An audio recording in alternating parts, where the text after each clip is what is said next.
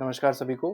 तो देखिए यहाँ पर हम लोग एक बहुत इम्पोर्टेंट आपके सामने डेरिवेशन लेके आए हैं और ये जो डेरिवेशन होने वाला है ये है total energy of a satellite. जो भी सैटेलाइट होता है जो अर्थ के अराउंड या किसी प्लैनेट के अराउंड रिवॉल्व करता है, तो उसके पास जो टोटल एनर्जी होती है वो क्या होती है उसके बारे में हम लोग यहाँ पर डिस्कस करेंगे।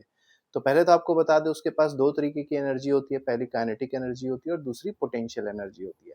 तो काइनेटिक एनर्जी आपको पता होगा लीनियर वेलोसिटी की वजह से होती है और पोटेंशियल एनर्जी जो होती है वो उसकी पोजीशन की वजह से होती है।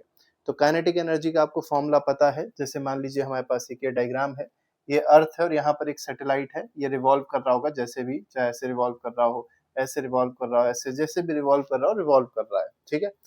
अब इस सैटेलाइट का कुछ मास होगा, इसको मान लेते हैं स्मॉल एम है। इस अर्थ का कुछ मास होगा, उसको मान लेते हैं कैपिटल एम है, ठीक है। तो हमको क्या बताना है, टोटल एनर्जी ऑफ सैटेलाइट। तो टोटल एनर्जी में कौन कौन सी एनर्जी है, काइनेटिक एनर्जी है और पोटेंशियल एनर्जी है। पहले हम निकालेंगे इस सैटेलाइट की काइनेटिक एनर्जी क्या है। तो मान लीजिए सैटेलाइट जो है वो इस तरीके से कुछ रिवॉल्व कर रहा है और जब रिवॉल्व करता है तो उसको बोलते हैं, उस वेलोसिटी को बोलेंगे ऑर्बिटल वेलोसिटी, ऑर्बिट कर रहा है ना, ठीक है। तो काइनेटिक एनर्जी का फॉर्मूला हो जाएगा half into small M into v o का स्क्वायर। अब ये वीओ क्यों लिखा, वीओ का मतलब है ऑर्बिटल वेलोसिटी, तो ऑर्बिटल वेलोसिटी का होल स्क्वायर हो गया, ठीक है। अब यहाँ पर हमको वी नॉट की वैल्यू नहीं पता है, वीओ की वैल्यू नहीं पता है, कैसे मिलेगी। तो हमको पता है वो रिवोल्यूशन किस वजह से कर रहा है, जो फोर्स लग रहा है वो आ जाएगा M V not square by R, ठीक है। सेंट्रीपिटल फोर्स आया और इसको बैलेंस कौन करता है, जो ग्रेविटेशनल फोर्स इस बॉडी और इस बॉडी के बीच में लग रहा होगा वो बैलेंस कर रहा होगा। तो G capital M into small M, ये कैपिटल एम हो गया, स्मॉल एम हो गया, अपॉन आर स्क्वायर आ जाएगा, ठीक है। तो यहाँ से वी नॉट स्क्वायर की हम वैल्यू निकाल सकते हैं। तो एम वी नॉट स्क्वायर की वैल्यू यहाँ से मिल जाएगी, इसको आर को और इस आर को कट कर दीजिए। तो यहाँ से एम वी नॉट स्क्वायर की वैल्यू क्या आ गई, G into small M into capital M, मतलब mass of satellite into mass of Earth, ठीक है। अब हम क्या करेंगे, इस वैल्यू को, ये जो एम वी नॉट स्क्वायर है उसके यहाँ पे पुट कर देंगे। तो काइनेटिक एनर्जी हमारे पास क्या मिल जाएगी, ये आ गई 1/2, ये एम वी स्क्वायर था तो हो जाएगा G into small M into capital M, ठीक है। तो ये आपके पास कौन सी एनर्जी आ गई, काइनेटिक एनर्जी आ गई। लेकिन उसमें एक और चीज होगी, क्या, ये आर भी होगा, ठीक है, होल अपॉन आर हो जाएगा, क्योंकि अब अगर आप देखें तो ये आर जो था वो एक को काटा था ना, तो एक तो आर बच ही गया, तो यहाँ पर स्मॉल आर भी होगा। तो ये तो काइनेटिक एनर्जी हो गई। लेकिन सैटेलाइट के पास सिर्फ काइनेटिक एनर्जी नहीं होती है, पोटेंशियल एनर्जी भी होती है।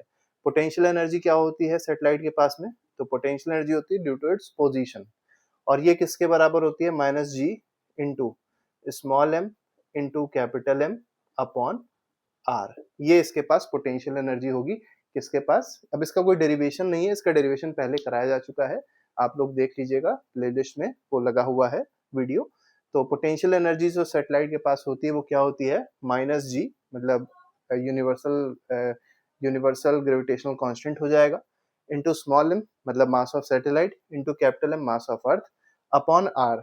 आर जो है यहाँ पर रेडियस ऑफ अर्थ नहीं है, यह है distance between, centre distance between earth and satellite, ठीक है। तो ये हो गया हमारा। इसके बाद क्या करना है, हमको इन दोनों एनर्जीज को ऐड कर देना है। जब दोनों को ऐड करेंगे तब हम लोग को टोटल एनर्जी मिलेगी। तो टोटल एनर्जी निकालने के लिए क्या करना पड़ेगा, तो टोटल एनर्जी जो है that is equal to kinetic energy plus potential energy. अब देखिए काइनेटिक एनर्जी कितनी थी, ये थी 1/2 G into small M into capital M upon R. Potential energy कितनी है, माइनस में है, तो प्लस माइनस माइनस हो जाएगा, तो यहाँ माइनस आ जाएगा। तो है G into M into capital M upon R. तो देखिए यहाँ पर भी G M M upon R है, यहाँ पर भी G M M upon R है, लेकिन यहाँ 1/2 है, यहाँ 1 है, इसका मतलब ये वाली वैल्यू बड़ी है। तो आंसर इसका क्या आ जाएगा, ये आ जाएगा -1/2, ठीक है, G into M into capital M upon क्या आ जाएगा, आर आ जाएगा। एक मिनट मैं थोड़ा सा वो नीचे कर दूं, क्योंकि हो सकता है आपको दिखाई न पड़ रहा हो। ठीक है, अब देखिए नीचे कर दिया है, दिखाई पड़ गया होगा। तो जब दोनों को सब्ट्रैक्ट किया तो आ गया -1/2 G capital G into small M into capital M upon R. ये कौन सी एनर्जी आ गई, टोटल एनर्जी आ गई। तो टोटल एनर्जी का भी आपको फॉर्मूला पता चल गया, ठीक है। आपको काइनेटिक एनर्जी का फॉर्मूला पता चल गया जो पॉजिटिव में आ रहा था। टोटल एनर्जी आपकी किस में आ रही है, निगेटिव में आ रही है। और पोटेंशियल एनर्जी आपकी कितनी आ रही है, वो भी निगेटिव में आ रही है। अब यहाँ पर तीनों में रिलेशन भी हम निकाल सकते हैं। जैसे काइनेटिक एनर्जी जो है वो क्या है, वो 1/2 gm/r है। आपसे कहा गया काइनेटिक एनर्जी और टोटल एनर्जी में रिलेशन बताइए, तो काइनेटिक एनर्जी और टोटल एनर्जी में आपको केवल एक चीज का अंतर दिखाई पड़ रहा होगा, किस चीज का, निगेटिव साइन का। तो आप बोल सकते हैं kinetic energy is equal to minus of total energy. ठीक है, तो टोटल एनर्जी का निगेटिव जो है वो क्या आपको दे देगा, काइनेटिक एनर्जी दे देगा। इसी तरीके से मान लीजिए आपसे कहा गया ये पोटेंशियल एनर्जी थी और टोटल एनर्जी में आपको रिलेशन बताना है। तो मान लीजिए पूछा जाए पोटेंशियल एनर्जी जो है वो टोटल एनर्जी का कितने टाइम्स है, तो आप देख सकते हैं दोनों में निगेटिव साइन है और ये वाला टर्म भी दोनों में सेम है, बस अंतर क्या है, यहाँ 1/2 है और यहाँ पोटेंशियल एनर्जी में 1 है, इसका मतलब पोटेंशियल एनर्जी डबल है। ठीक है, तो potential energy double of total energy हो जाएगा। ठीक है, तो ये दोनों रिलेशन आपको पता चल जाएंगे। तो टोटल एनर्जी और पोटेंशियल एनर्जी रिलेशन पता चल गया, काइनेटिक एनर्जी और टोटल एनर्जी रिलेशन पता चल गया। अब एक रिलेशन नहीं पता चला, कौन सा, काइनेटिक एनर्जी में और पोटेंशियल एनर्जी में। इन दोनों का जो रिलेशन है ये आप लोग कमेंट बॉक्स में जरूर लिख के बताइएगा। इसके बाद आपको ग्राफ भी बनाने को आ सकता है कि ग्राफ बनाइए पोटेंशियल एनर्जी, काइनेटिक एनर्जी और जो डिस्टेंस है उसके बीच में। तो देखिए हम सबसे पहले ये देख लेते हैं काइनेटिक एनर्जी का ग्राफ। तो देखिए काइनेटिक एनर्जी जो है वो इनवर्सली प्रोपोर्शनल टू आर है, और जब इनवर्स रिलेशन होता है तो हाइपरबोला का ग्राफ बनेगा। ठीक है, रेक्टेंगुलर हाइपरबोला वाला।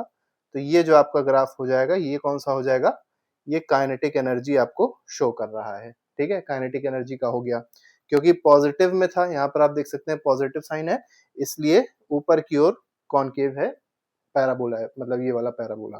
ठीक है, पैराबोला बोल सकते हैं, रेक्टेंगुलर हाइपरबोला बोला जाए ज्यादा अच्छा रहेगा। ठीक है, रेक्टेंगुलर हाइपरबोला है, पैराबोला अगर आर स्क्वायर का इनवर्स प्रोपोर्शन होता तब पैराबोला होता। अब बात करते हैं टोटल एनर्जी की और पोटेंशियल एनर्जी की। तो पोटेंशियल एनर्जी का जो ग्राफ है, देखिए सबसे पहले समझिए ज्यादा कौन है, ज्यादा है आपकी पोटेंशियल एनर्जी, लेकिन पोटेंशियल एनर्जी निगेटिव में ज्यादा है, इसका मतलब इसका ग्राफ नीचे होगा। टोटल एनर्जी का ग्राफ ऊपर होगा क्योंकि ये -1/2 पे है। तो अगर यहाँ पर बनाया जाएगा, क्योंकि निगेटिव में है, तो यहाँ पर जो पैरा मतलब जो हाइपरबोला बनेगा, रेक्टेंगुलर हाइपरबोला, वो उल्टा होगा। वो कैसे बनेगा ये आपको समझना बहुत ज्यादा जरूरी है। देखिए एक आपका ग्राफ ये इस तरीके का बन जाएगा और दूसरा ग्राफ जो होगा वो इसी तरीके से बिल्कुल चिपका चिपका बन जाएगा। अब आपको समझना है कि ऊपर वाला ग्राफ कौन सा है, नीचे वाला ग्राफ कौन सा है। तो देखिए नीचे जैसे जैसे आप नीचे आते हैं वैसे वैसे निगेटिव वैल्यू यहाँ पर, जैसे यहाँ पर मान लीजिए -1/2 होगी तो यहाँ पर -1 होगी, तो नीचे बढ़ रहे हैं तो -1 आ रहा है। अब यहाँ पर देखिए ज्यादा बड़ी वैल्यू कौन थी, पोटेंशियल एनर्जी, तो पोटेंशियल एनर्जी आपका 1 में है, तो ये वाला जो ग्राफ है किसका है, पोटेंशियल एनर्जी का ग्राफ है। तो पोटेंशियल एनर्जी वर्सेस आर के बीच में जो ग्राफ बना है वो ये वाला है। ठीक है, लेकिन अगर आपसे पूछा गया टोटल एनर्जी और आर के बीच में ग्राफ बनाना है, तो टोटल एनर्जी देखिए क्या थी, -1/2 थी, मतलब -1 से कम थी, ऊपर थी। तो यहाँ पे इसीलिए हम लोग ऊपर कर दिए, तो इस वाले ग्राफ को किधर शिफ्ट कर दिया है, ऊपर शिफ्ट कर दिया। तो ये वाला ग्राफ क्या हो जाएगा, टोटल एनर्जी का ग्राफ हो जाएगा। तो टोटल एनर्जी वर्सेस आर का ग्राफ है। तो इस तरीके से पूरा डेरिवेशन था जो हम लोग ने डिस्कस किया। आई होप आपको समझ में आ गया होगा। डेरिवेशन आसान था, कोई बहुत ज़्यादा कठिन नहीं था।